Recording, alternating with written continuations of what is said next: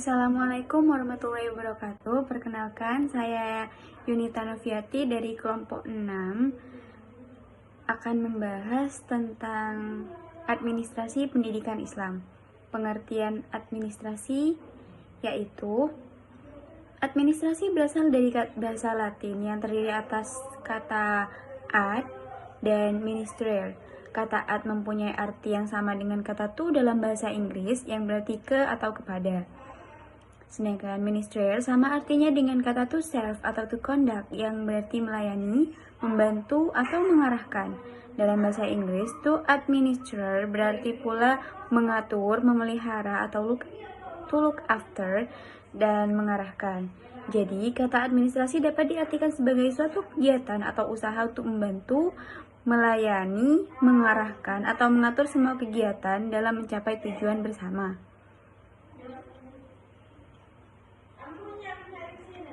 Sedangkan pendidikan sendiri memiliki pengertian menurut Muhammad S.A. Ibrahimi Bangladesh menyatakan bahwa pendidikan Islam dalam pandangan yang sebenarnya adalah suatu sistem pendidikan yang memungkinkan seseorang dapat mengarahkan kehidupannya sesuai dengan ideologi Islam, sehingga dengan mudah ia dapat membentuk hidupnya sesuai dengan ajaran Islam. Jadi, administrasi pendidikan Islam ialah segenap proses pengarahan dan pengintegrasian segala sesuatu, baik personel maupun material, yang bersangkut paut dengan pencapaian tujuan pendidikan. Jadi, di dalam proses administrasi pendidikan, segenap usaha orang-orang yang terlibat di dalam proses pencapaian tujuan pendidikan itu diintegrasikan, diorganisasi, dan dikoordinasi secara efektif, dan semua materi yang diperlukan yang telah ada dimanfaatkan secara efisien. Singkatnya, administrasi pendidikan adalah suatu proses keseluruhan kegiatan bersama dalam bidang pendidikan yang meliputi perencanaan, pengorganisasian, pengarahan, pelaporan, pengkoordinasian, pengawasan, dan pembiayaan dengan menggunakan atau memanfaatkan fasilitas yang tersedia, baik personel, material, maupun spiritual untuk mencapai tujuan pendidikan secara efektif dan efisien. Yang kedua yaitu bidang garapan dari administrasi pendidikan meliputi A. Administrasi tata laksana sekolah. Yang pertama, organisasi dan struktur tata usaha. Kedua, otorisasi dan anggaran belanja keuangan sekolah. Tiga, masalah kepegawaian dan kesejahteraan personel sekolah. Keempat, masalah perlengkapan dan perbekalan. Kelima, keuangan dan pembukuannya. Keenam, korespondensian atau surat menyurat. Ketujuh, laporan-laporan yang meliputi bulanan, kuartalan, dan tahunan. Yang kedelapan, masalah pengangkatan, pemindahan, penempatan, dan pemberhentian pegawai. Dan yang terakhir, pengisian buku pokok, klaper, raport. B. Administrasi personel guru dan pegawai sekolah. Yang pertama ada pengangkatan dan penempatan tenaga guru. Kedua, organisasi personel guru-guru. Yang ketiga, masalah kepegawaian dan kesejahteraan guru. Keempat, rencana orientasi bagi tenaga guru yang baru. Kelima, konduite dan penilaian kemajuan guru-guru. Dan yang keenam, upgrading guru-guru. C. Administrasi murid, yang terdiri dari 1. Organisasi dari perkumpulan murid. 2. Masalah kesehatan dan kesejahteraan murid. Ketiga, penilaian dan pengukuran kemajuan murid. Dan yang keempat, bimbingan dan pengukuran kemajuan murid. Dan yang keempat, bimbingan dan penyuluhan bagi murid-murid. Yang D. Supervisi pengajaran.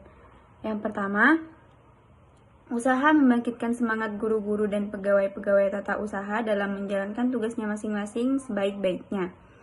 Yang kedua, usaha mengembangkan, mencari, dan menggunakan metode-metode baru dalam mengajar dan belajar yang lebih baik.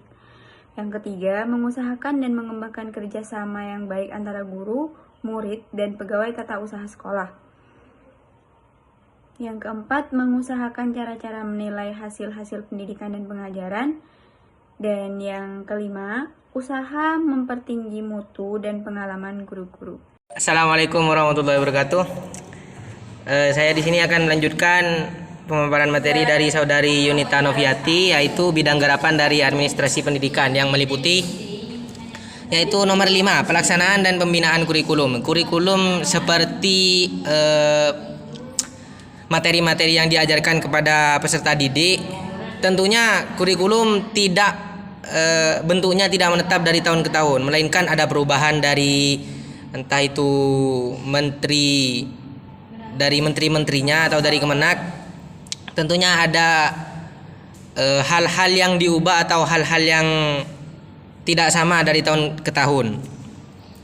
Lalu nomor 6, pendirian dan perencanaan bangunan sekolah. Sarana dan prasarana juga termasuk dalam bidang garapan administrasi pendidikan yang diatur oleh bagian-bagiannya, seperti pengadaan sarana yang dibutuhkan seperti tempat parkir, entah itu tempat ibadah, kelas, atau bahkan hal-hal yang dibutuhkan ketika dalam proses belajar mengajar seperti papan, kursi, dan lain-lain. Nomor 7, hubungan sekolah dan masyarakat. Bidang garapan hubungan sekolah dan masyarakat tentunya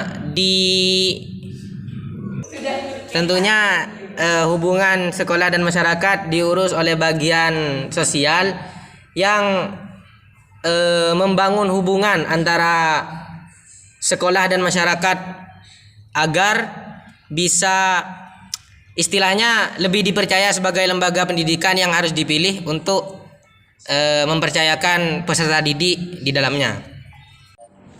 Fungsi-fungsi pokok administrasi pendidikan. Yang pertama, perencanaan. Administrasi pendidikan yang artinya mengatur atau membimbing atau mengorganisir.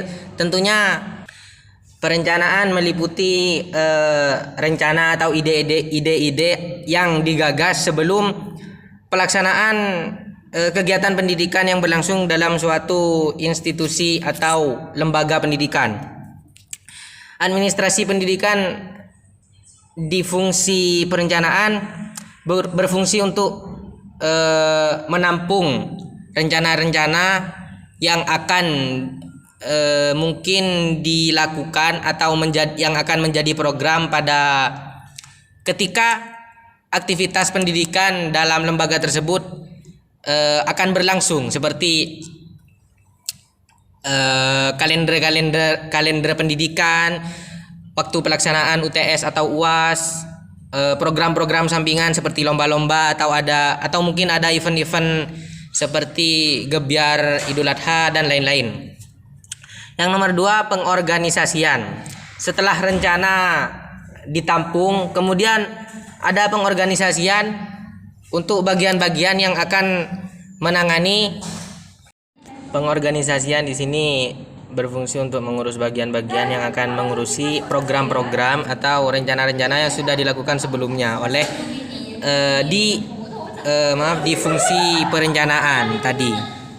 Setelah rencana-rencana tersusun, kemudian ada pengorganisasian, yaitu menentukan bagian-bagian atau seksi-seksi yang akan mengurus pada bagian tersebut, misalnya seperti bagian disiplin atau bagian kurikulum atau bagian keuangan dan lain-lain.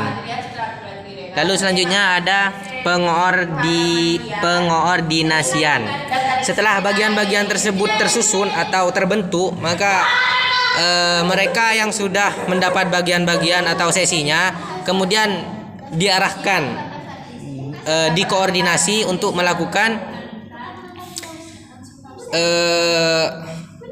melakukan hal-hal yang menjadi kewajibannya. Di situ pemberian motivasi atau dorongan, kemudian pemberian tugas dan bagian-bagian yang sudah ditentukan dalam perencanaan. Di fungsi pengordinasian itu kemudian seperti misalnya kayak diajak untuk melaksanakan fungsinya, misalkan bendahara yaitu mengurusi keuangan, bagian acara untuk mengurusi event-event seperti itu. Kemudian ada komunikasi, yaitu komunikasi ini juga bisa masuk pada yang di bidang garapan hubungan sekolah dan masyarakat. Di situ bagian komunikasi seperti bagian humas atau mungkin bagian disiplin. Di situ terjadinya komunikasi antara pihak sekolah dan pihak peserta didik ataupun kepada masyarakat sekitar. Kemudian selanjutnya ada supervisi, yaitu kegiatan untuk meninjau atau memantau dari atasan. Ya seperti ketika sudah bekerja, ketika sudah berjalan kegiatan pendidikan atau program-program yang sudah direncanakan dan sudah dijalankan dan atau sedang berjalan, maka di situ kegiatan meninjau atau mengawasi apa-apa yang kurang, apa-apa yang harus ditambah, apa-apa yang berlebihan, itu merupakan fungsi administrasi pendidikan di bidang supervisi. Lalu selanjutnya kepegawaian atau staffing. Di sini berfungsi untuk mengatur pegawai-pegawai atau bagian-bagian yang sudah ditentukan dalam bidangnya. Di kepegawaian ini bukan hanya dari bagian guru-guru atau bagian para pengajar, tapi seperti satpam atau bagian kebersihan atau bahkan bagian yang mengurusi sarana dan prasarana. Di sini fungsi dari administrasi pendidikan di bidang kepegawaian. Lalu ada pembiayaan. Tentunya setelah ada program yang akan dilaksanakan atau event yang akan dihadapi, tentunya ada anggaran-anggaran untuk melaksanakan program tersebut atau acara tersebut. Maka hal ini diurus oleh bidang pembiayaan. Seperti gaji para pegawai dan hal yang bersangkutan dengan pengeluaran biaya. Lalu yang terakhir ada penilaian. Setelah program-program atau acara kegiatan yang sudah berlalu atau yang sudah selesai, kemudian ada penilaian apa yang kurang dari program ini. Ini berbeda dengan fungsi yang disupervisi. Jika fungsi disupervisi memantau atau menilik ketika kegiatan tersebut sedang berlangsung untuk memperbaiki apa yang kurang, maka dari penilaian ini ditinjau seperti misalkan tahun ajaran ini ada berapa santri atau murid yang masuk di dalam lembaga tersebut, kemudian dinilai, oh ternyata ada penurunan atau ada peningkatan, apa yang menjadi efek dari hal tersebut, apa yang menjadi istilahnya itu impact, yang alasan alasan kenapa hal tersebut terjadi. Nah, di situ ditinjau di fungsi penilaian, maka di situ diperbaiki, dievaluasi, kemudian ada penambahan rencana-rencana mungkin kedepannya seperti itu. Assalamualaikum warahmatullahi wabarakatuh. Baik, saya akan melanjutkan pemaparan materi dari pemateri sebelumnya, yaitu sekarang pentingnya administrasi pendidikan. Jadi tanpa disadari, administrasi kepemimpinan yang baik itu sulit kiranya bagi kita,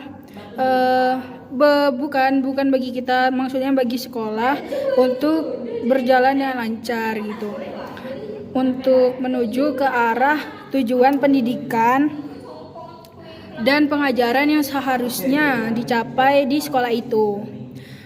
Suatu sekolah dapat berjalan dengan baik dan terarah jika setiap tahunnya itu sekolah menentukan dan membuat dulu rencana dan kebijakan yang akan dijalankan pada tahun tersebut.